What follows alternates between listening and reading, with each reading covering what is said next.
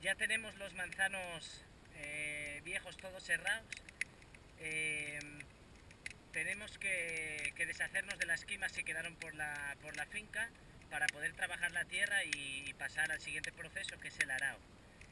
Para ello la mejor manera es hacer un fuego y ir depositando todas las esquimas encima y que bueno, pues se vaya quemando. Con un poco de paciencia esta tarde a lo largo del día lo iremos terminando.